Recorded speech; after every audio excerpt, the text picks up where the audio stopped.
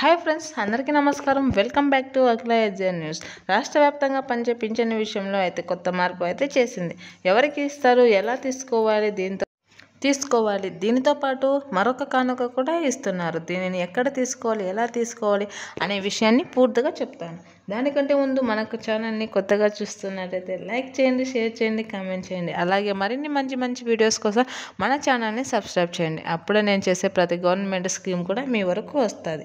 వివరాల్లోకి వెళితే మన రాష్ట్ర వ్యాప్తంగా ప్రతి నెల 1వ తేదీన అయితే పింఛన్ ఇవ్వడం జరుగుతుంది.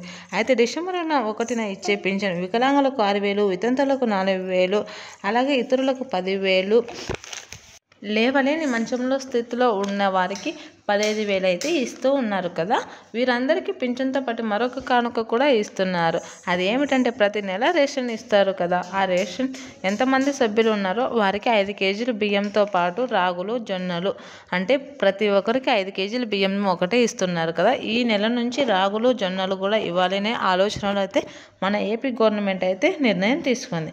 అయితే దీనికి కొన్ని నిబంధనలు ఉన్నాయి. మీరు మీ రేషన్ కార్డులో ఉన్న సభ్యులందరూ కూడా ఈకేవైసీ తప్పనిసరిగా చేయించుకొని ఉండాలని చెప్పడం అయినది.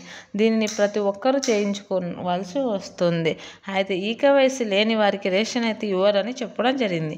వీటిని రేషన్ కార్డు ఉన్నవారు రేషన్ షాపులకు వెళ్ళి అక్కడ బయోమెట్రిక్ వేసి రేషన్లు తీసుకోవాలి.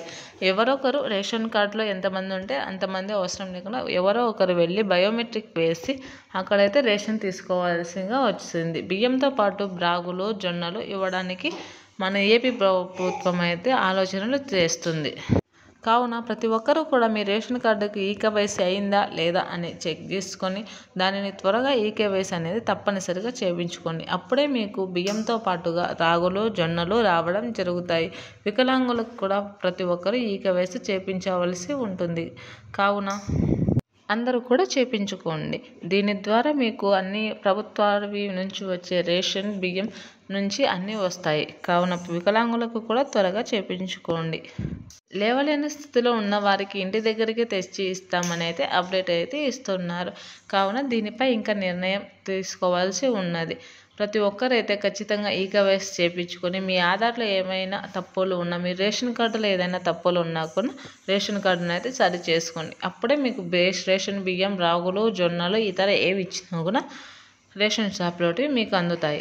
Thanks for watching this video.